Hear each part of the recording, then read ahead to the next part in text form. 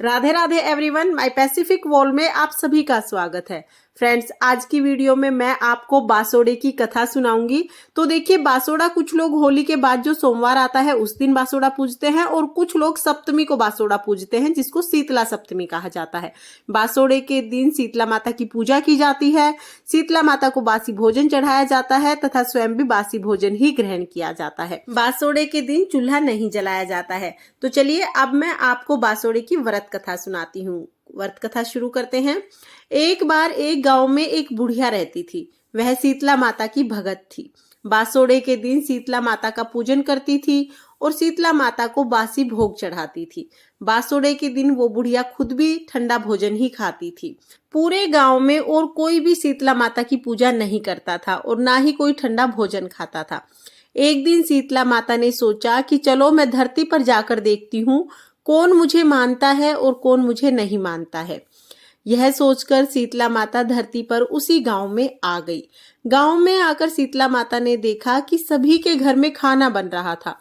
कोई भी बासोड़ा नहीं पूज रहा था और कोई भी शीतला माता का पूजन नहीं कर रहा था। शीतला माता ने गांव की बहुत सी औरतों से कहा कि मेरे सिर में बहुत जुएं हो गई हैं, जुएं निकाल दो। लेकिन सभी ने शीतला माता को कहा कि हमें खाना बनाना है, हमें देर हो जाएगी। किसी ने भी माता के सिर की जुएं नहीं निकाली।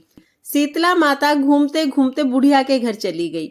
बुढ़िया बासोड़ा पूजती थी और ठंडा खाना खाती थी, इसलिए उस दिन उसे खाना नहीं बनाना था।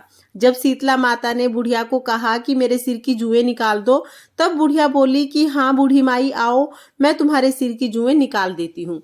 बुढ़िया ने शीतला माता के सिर की जुएं निकाली। बुढ़िया की भक्ति को देखकर शीतला माता बहुत प्रसन्न हुई और अपने असली रूप में आ गई। बुढ़िया शीतला माता को देखकर बहुत खुश हुई, लेकिन साथ में ही चिंता में पड़ गई। शीतला माता ने चिंता का कारण पूछा तो बुढ़िया ने बताया कि आप तो स्वयं देवी हो, मैं आपको कहाँ बिठाऊं? मेरे घर में ना तो कोई आसन है और ना ही मेरे पास कोई चौकी है। तब शीतला माता बुढ़िया के घर के अंदर गई। घर के अंदर एक गधा खड़ा हुआ था। शीतला माता जाकर गधे पर बैठ गई। एक हाथ में झाड़ू लिया और दूसरे हाथ में कलश ली और बुढ़िया के घर का सारा दलिद्दर कलश में भरकर ले गई। साथ ही बुढ़िया को बहुत सारा अन्न धन देकर चली गई। शीतला माता क्योंकि गांव वालों पर बहुत ज्यादा क्रोधित थी, इसलिए शीतला माता के प्रकोप से पूरे गांव में आग लग गई। पूरा गांव जल गया, परंतु बुढ़िया की झोपड़ी नहीं जली।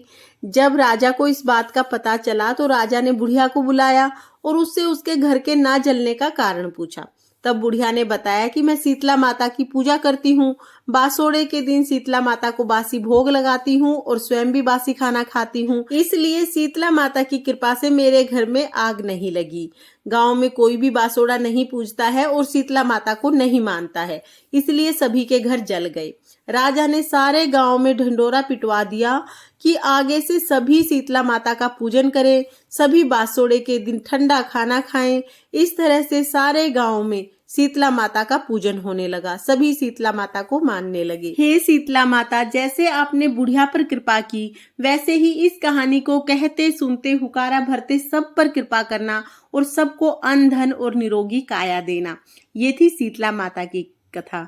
इसके बाद हमें गणेश जी की कथा जरूर सुनेंगे। गणेश जी की कथा का वीडियो आपको चैनल पर मिल जाएगा, उसका लिंक मैं आपको डिस्क्रिप्शन में दे दूंगी, आप उसे भी एक बार जरूर सुन लेना। फ्रेंड्स, बासोड़े से रिलेटेड सभी वीडियो चैनल पर आ चुके हैं, सभी का लिंक आपको डिस्क्रिप्शन में मिल जाएगा, उनको भी आप एक बार जरूर देखना, जिससे कि आपको बासोड़े की पूजा सामग्री और पूजा विधि के विषय में पूरी जानकारी मिलेगी।